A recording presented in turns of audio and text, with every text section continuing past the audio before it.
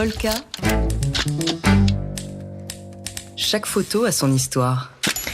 Et on accueille Dimitri Beck de Polka Magazine. Alors ce soir, Dimitri, c'est une grosse affiche au Qatar avec le match France-Maroc, très attendu. Et ce matin, Dimitri, vous revenez sur une photo qui justement a été prise lors de cette Coupe du Monde au Qatar.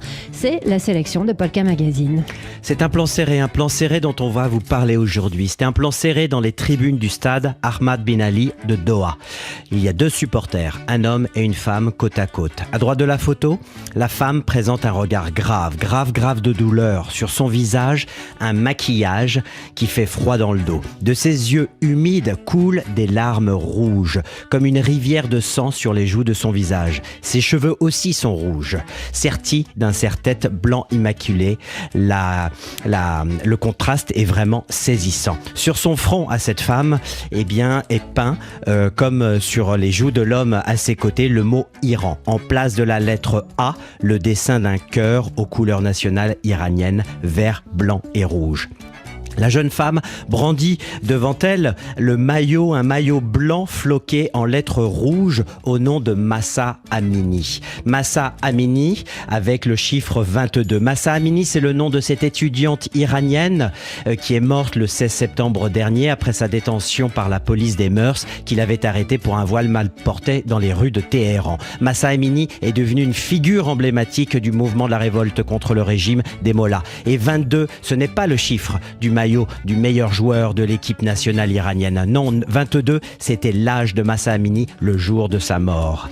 L'homme derrière la supportrice, que l'on pourrait appeler plutôt une manifestante, l'homme porte un drapeau iranien avec le slogan « Femme, vie, liberté », écrit en anglais « Woman, Life, Freedom ».